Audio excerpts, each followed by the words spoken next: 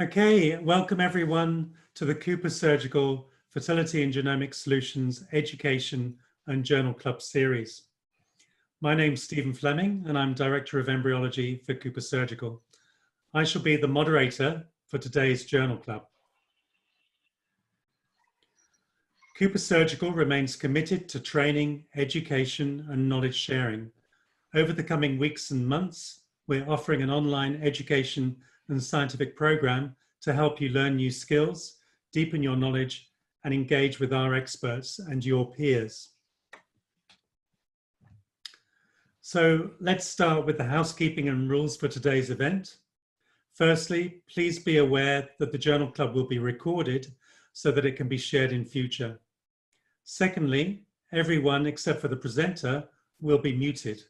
However, you can still interact and ask questions using the Q&A window in the controls at the bottom of your screen.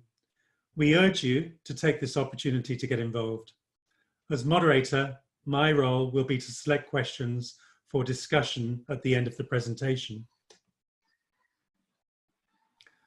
Our Journal Club is a forum designed to promote the following activities: familiarization with the latest advances in assisted reproduction technology, encouragement of active critical evaluation of the published literature, and improved understanding of the quality and broader relevance of the data presented.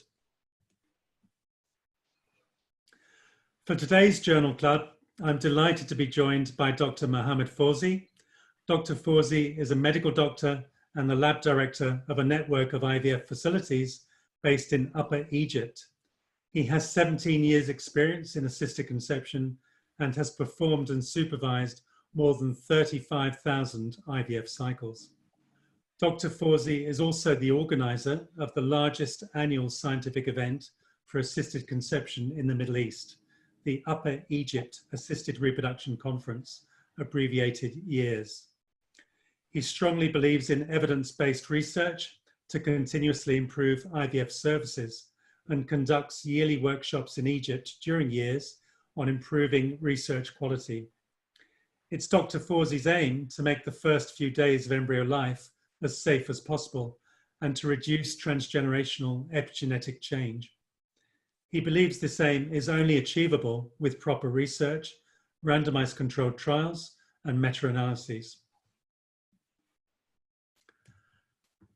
Today's Journal Club is based upon a sibling oocyte-controlled randomized clinical trial of cytokine-enriched single-step culture medium upon embryological and clinical outcomes of ICSI patients treated at 2 IVF centers in Egypt. So it's with great pleasure that I would like to invite our Journal Club presenter, Dr. Fawzy, who's the lead author of this article, which comes from IVF centers and universities of Asyut and Sohag, to present his research. Thank you very much, Dr. Fleming and the group for the invitation. I would like to address the cytokine aspect for its supplementation to culture media. First, I have no conflict of interest to declare.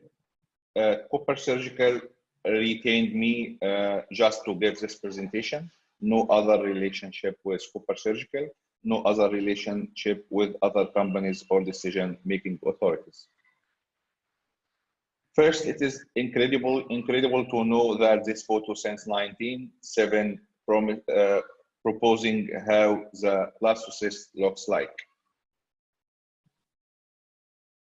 Since Louise Brown in 1978, we have now around 8 million baby born. It is often said that the goal of embryo culture is to replicate the in vivo condition of the maternal reproductive system. While this is true, that the oviduct and uterus provide the best possible culture environment, the goal of in vitro embryo culture is to provide conditions that will lead to the production of embryo that have the same developmental potential as the in vivo produced one. However, although encouraging this result, it remains the live birth rate of around 65% within 6 cycles, which remain warrant further improvement. There have been 233 identified variables in IVF laboratories that can affect IVF outcome and future health of baby, and at the heart of them is the embryo culture medium. The effect of in vitro culture can not only reach the genome, but also can affect the epigenome, as the developing embryo is undergoing comprehensive modification of the genome, proteome, metabolome, epigenome, and that reaching to the offspring health. Therefore, this stage is of greatest sensitivity to the culture environment.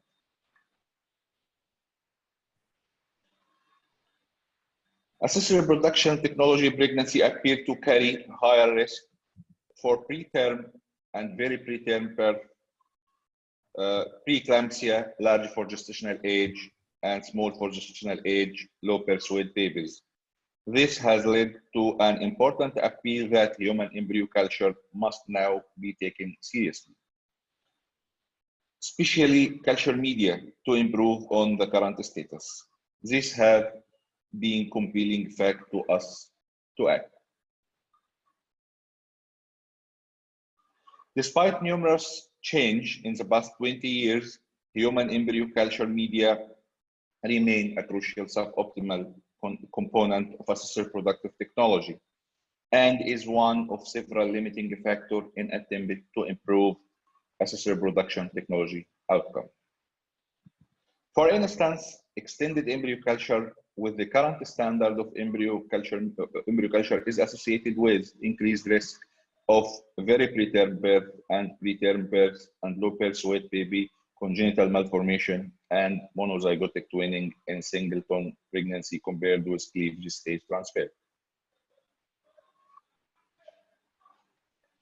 Here is the Swedish registry analyzed 5,000 cycles of extended culture using the current standard, revealed an increased risk of prenatal mortality and placental complication compared with earlier stage of embryo replacement.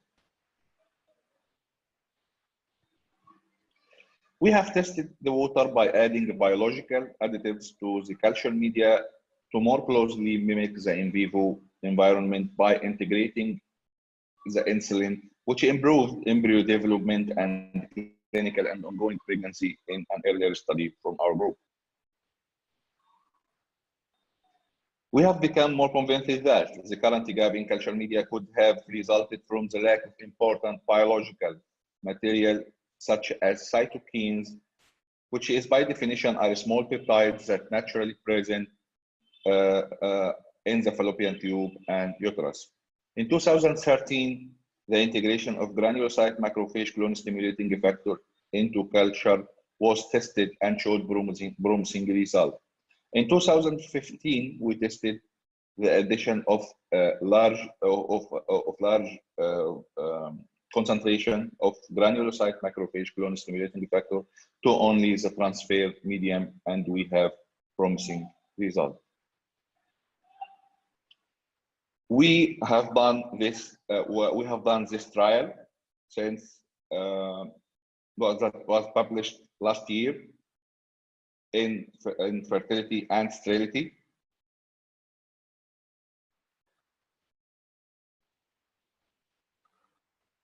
We added in this trial 3 components, which was granulocyte macrophage clone-stimulating factor at a dose of 2 nanogram per milli, as previously added in 2013, and we added heparin-binding epidermal growth factor at a dose of 5 nanogram per milli, and leukemia inhibitory factor at 5 nanogram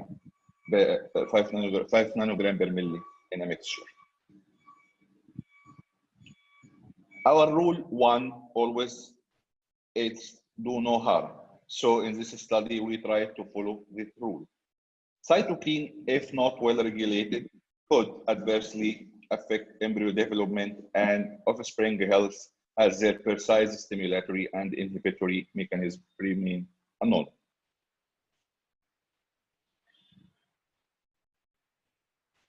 Cytokine reduced cell death, which can be a natural process during embryo development or a reaction to suboptimal culture condition. Whether this reduction in apoptosis by cytokine enrichment is harmful to in vitro culture stress is a theoretical debate. So it is also debatable whether the lack of cytokine in culture media result in difference between the in vitro and in vivo produced baby, and this remains a possibility. Co-culture system contribute unknown cytokines and have produced humans who are now 30 years of age with no specific problems. However, they are obsolete except for autologous endometrial cell. The current culture condition have adverse consequence for IVF baby compared with their in vivo counterpart. A lack of cytokine in the culture media can be a cause for adversely affected IVF baby because a disruption of cytokine during the pre-implantation stage and animal model has shown negative consequences. Therefore, it is plausible that concern of using identified cytokines in human embryo culture appears theoretical, as co-culture system can give reliably and safety for clinical evaluation. Currently, the information from hypothesis-driven research, experimental study, and co-culture system can justify evaluating different mixture of cytokine in randomized controlled trials. Granulocyte macrophage colony stimulating factor, heparin binding epidermal growth factor, and leukemia inhibitory factor appear to be a harmonious combination and will qualify for evaluation in a randomized controlled trial. We choosing conservative dosage of leukemia inhibitory factor and heparin binding epidermal growth factor to be 5% of those reported in other preclinical study experiments with human embryos, while the granulocyte macrophage clone stimulating factor dosage was the same as reported in previously randomized controlled trial. Our study included 443 participants. The primary outcome in our study was the ongoing pregnancy rate. It had complex two level of randomization. We did a sibling oocyte split per woman for a 1-to-1 randomization for culture in the relevant medium. We also randomized the women to receive embryo developed in either the cytokine enriched medium or the usual medium. The study randomization was in block size of 4, 6, and 8 and stratified for study site. The study also excluded the live birth rate and cumulative live birth rate within 1 year of randomization as secondary outcomes. In contrast to his most study in clinical embryology, we were able to mask the embryologist who did the embryo culture and grading. We did that by assigning independent team to supplement the media with cytokines and prepare coded dishes representing the relevant medium 1 day before doing the XC and culturing embryo. Overall, we concealed the allocation from participant, clinician, and the laboratory team who performed the culture grading and transfer, which enables a triple blind design. The power of this study was set to 80% at 5% significant level. The effect size were calculated by logistic regression and presented as relative risk and rate difference with 95% confidence interval. We did the primary analysis for this study on the intention to treat basis. 224 participants were allocated to the cytokine arm and 219 were allocated to the conventional arm. No between group difference were observed in the baseline characteristics. Compared with usual medium, the cytokine enrichment resulted in decent improvement in blastocyst formation, blastocyst quality, cryopreservation, and utilization culminating in high rate of all type of implantation. This mixture of cytokines showed improvement in the rates of ongoing pregnancy, live births, and cumulative live births, and showed reduction in pregnancy loss without observation of detrimental effect on congenital malformation and deaths.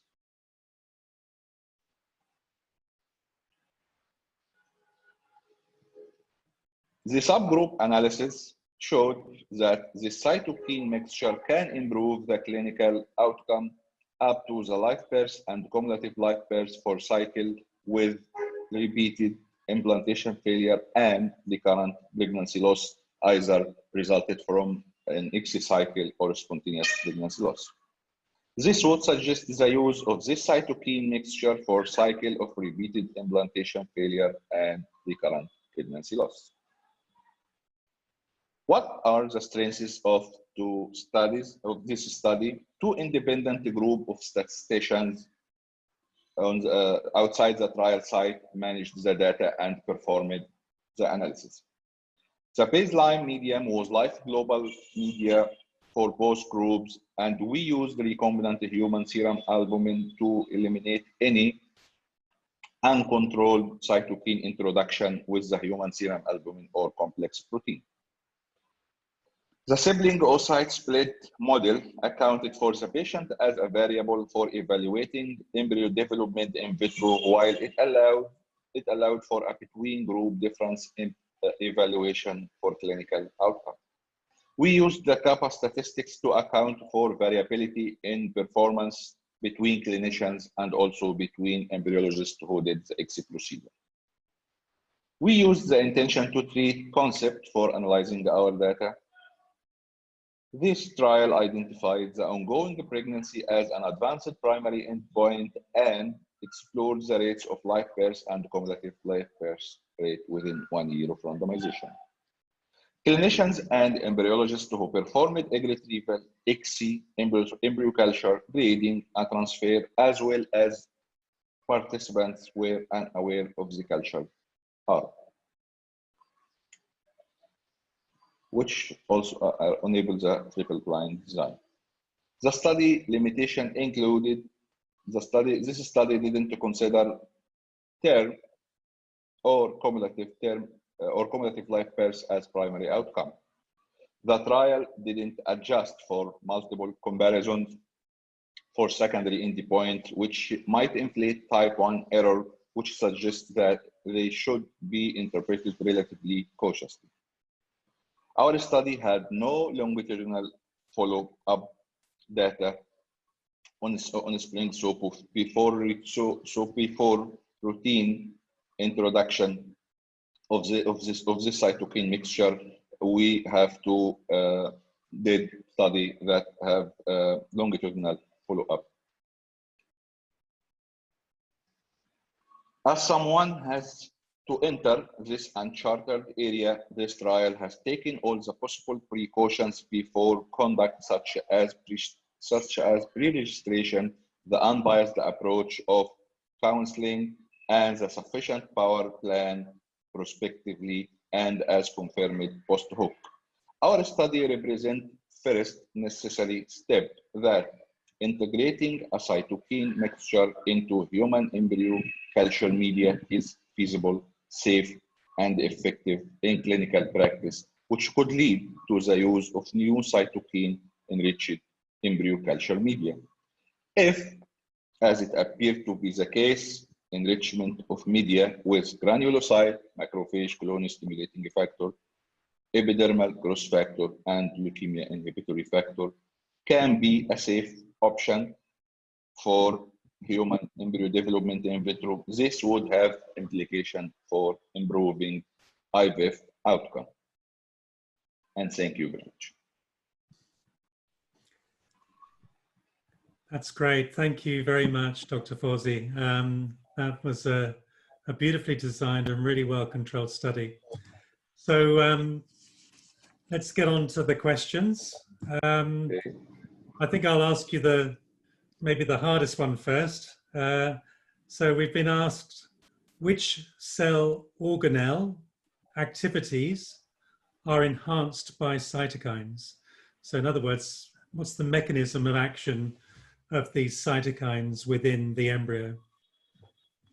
Yeah, we didn't do a mechanistic analysis for our study. Just we conducted it at a clinical levels based on the previous studies that tried to find the role of the cytokine to improve the embryo development, as some of them has receptors on inner cell mass and on trophoderm and both, and some of them are trying to decrease apoptosis, has a mutagenic effect which is harmful at certain doses, but in a controlled doses it may improve the cell proliferation in a biological ways.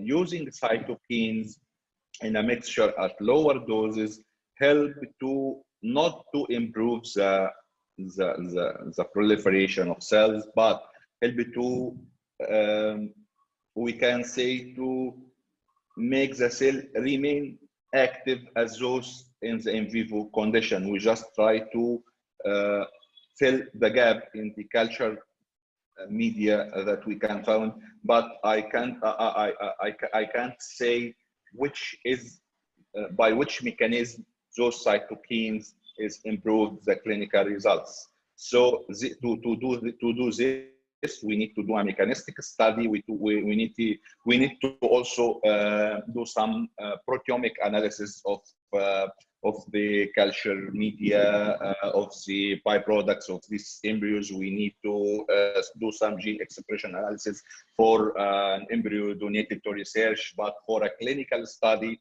that have a clinical endpoints,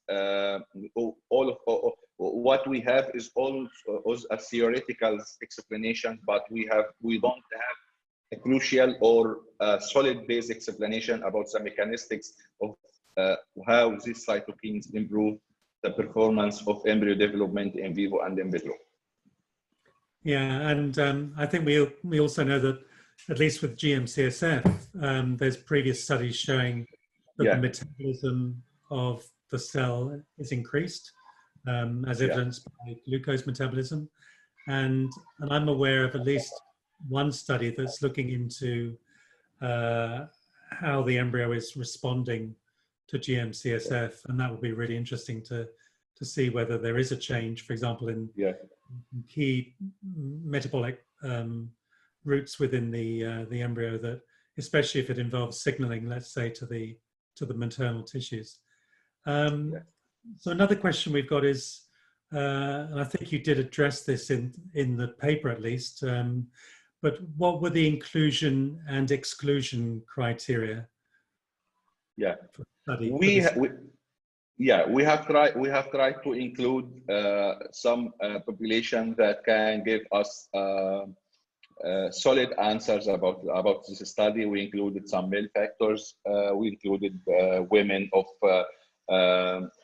of no uterine abnormality, of normal endometrial factor. We included some of those who has repeat implantation failure and spontaneous or previous pregnancy loss. This group may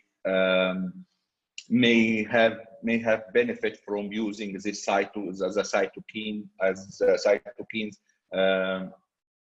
has shown promise in an earlier study by our group, especially the GM-CSF, regarding improving the implantation. So we are trying to including this part, and we controlled for all of this by the subgroup analysis later on, and we showed really significant. The effect is really considerable.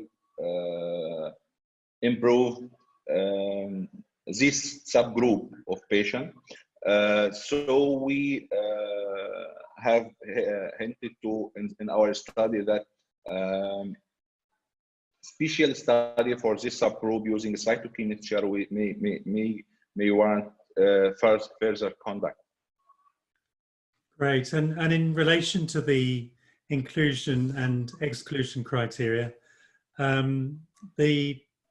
your table of the patient demographics Yeah, reported more than 80% of the patients were undergoing their first ICSI cycle, but that yeah, approximately 30% had experienced earlier miscarriage or repeated implantation failure. yeah, Does this mean yeah. that some patients, in fact, had previous cycles of ICSI at other centers, or is there another explanation for that difference? No. We have some of them. We have spontaneous miscarriage previously, so it is included in the analysis, the 30%. So you can find it around 8% of these cycles that makes this difference in the numbers. Great. Okay, that explains Yeah. that. Okay, we've got another question, which is, can patients with advanced maternal age benefit from this regardless of repeated implantation failure? Yeah, probably yes. Okay. Yeah.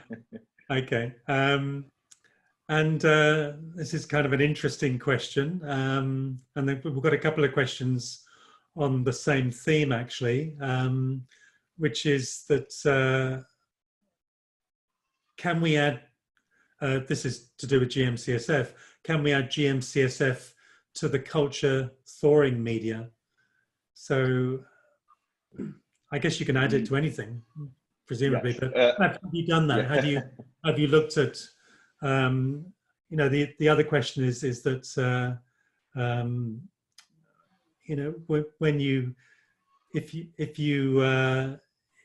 you thaw or warm embryos, if you culture in the presence of the cytokines, or indeed if you culture in the presence of hyaluronan, and you transfer a frozen thawed or vitrified warmed embryo in media containing the cytokines or hyaluronan, do you have any evidence that it's beneficial at that stage? So even if you've cultured in cytokine-free media before cryopreservation, but you just culture in cytokine added media after warming or thawing, is there a benefit in that scenario from your studies?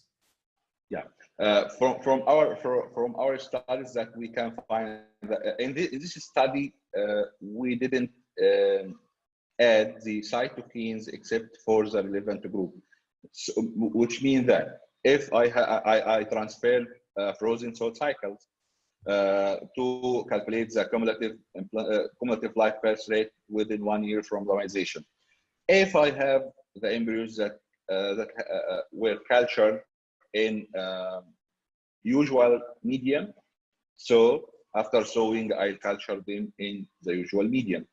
If I have my embryos, I'll culture previous in the fresh cycle in the cytokine supplemented medium, I culture them for 1-2 hours or whatever period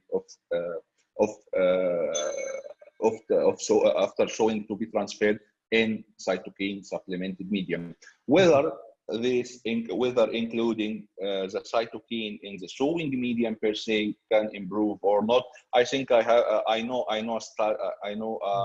experimental study about this, and theoretically it probably will work. But in our laboratory or in our work, we didn't conduct research about this point so far. For the embryo transfer medium, we have an earlier study that supports that adding granulocyte macrophage clone stimulating factor to the embryo transfer medium in direct comparison with the hyaluronan included medium. We have two arm study, one with hyaluronan added media, and the other has hyaluronan plus granulocyte macrophage, and the arm of granulocyte macrophage has a higher clinical endpoints, and this study published 2015 in an embryological journal. So we have evidence about the beneficial effect of granulocyte macrophage clone stimulating factor as an embryo transfer medium per se. Okay, wonderful. And another question: since you used HB, EGF, and LIF at only 5% of the concentration that they have been used in previous studies, how confident can you be that they contributed to your results? Is it in fact possible that GM-CSF, which we know is a highly potent cytokine, was largely responsible for the results you observed? Yeah, we have no evidence which one of these cytokines that work, but we believe that they work in a harmonious or orchestrated manner.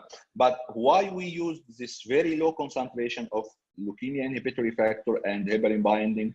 Because we have no evidence about their safety in clinical result at higher dose. So we used in our studies a conservative approach, depending on their an overlapping effect with granulocyte macrophage clone stimulating effect, believing that they may add value by themselves or may enhance the effect of the granulocyte macrophage clone stimulating factor, and at the end the mixture gave this promising results in our hand. Yeah, absolutely.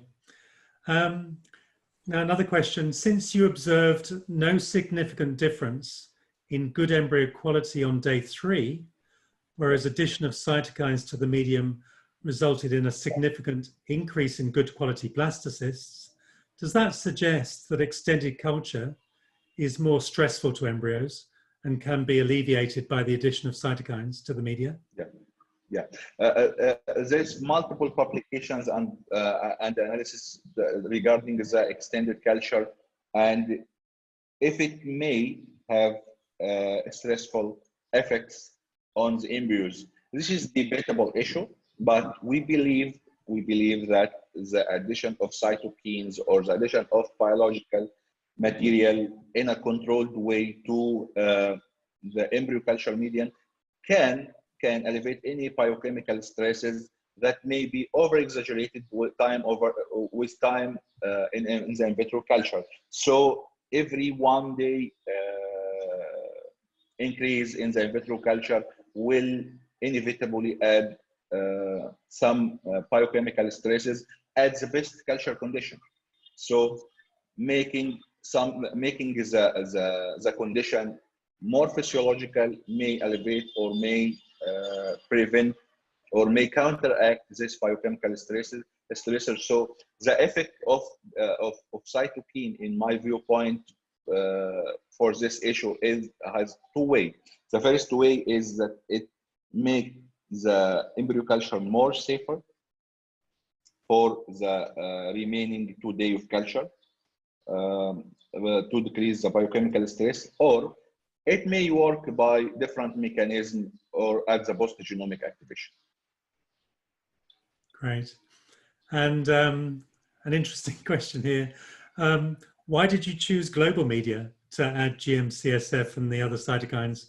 What about other media? Have you tried this with other media?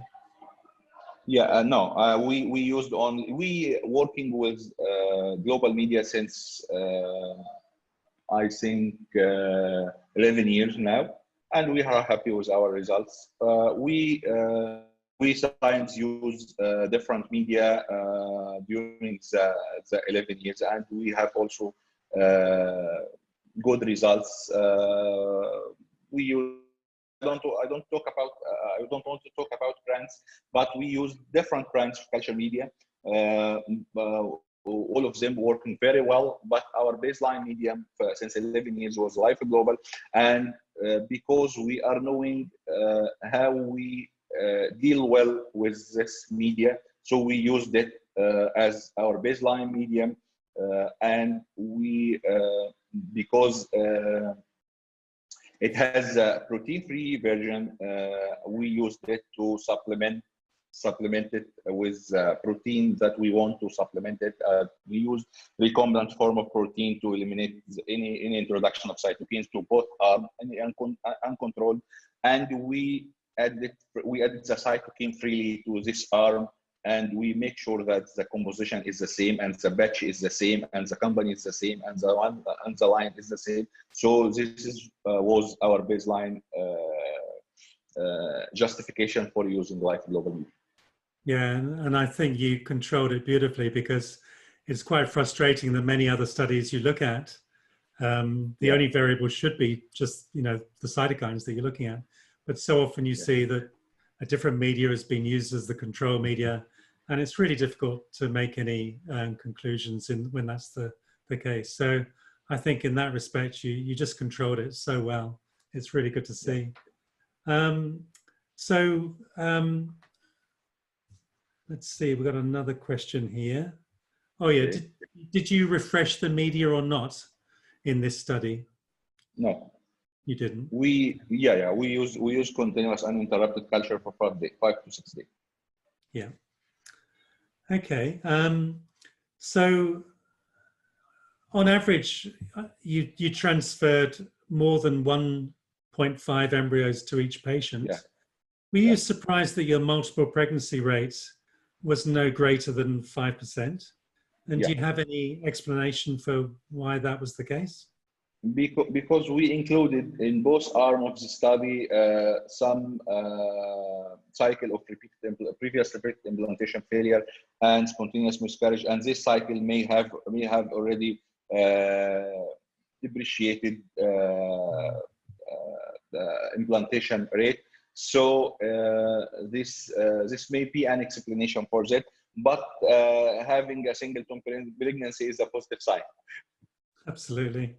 No, I wish everyone was down to that kind of level of multiple pregnancy. It'd be really good.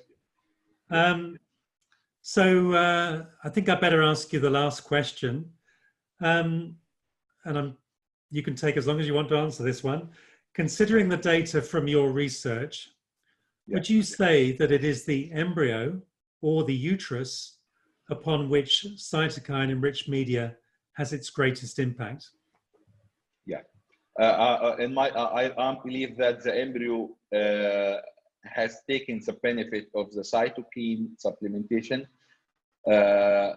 which whatever this benefit has opened some channel in the future dialogue between the embryo and the endometrium. If this channel is enhanced by the addition of cytokines or not, I don't know the answer.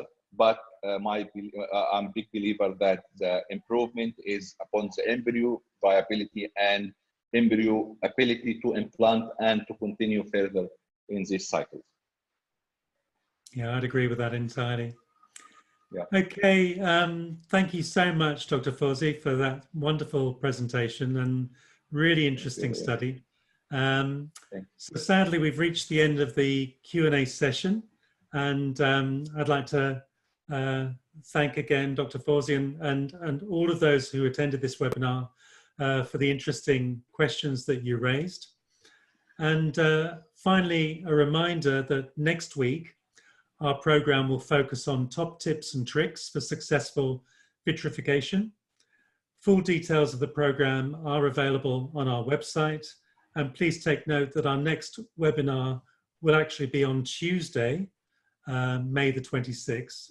So thank you again, everyone, for attending this journal club, and we hope to see you again soon. In the meantime, please keep safe and stay healthy. Thank you very much. Thank you, Dr. Fawzy. Thank you very much, Dr. Fawzy.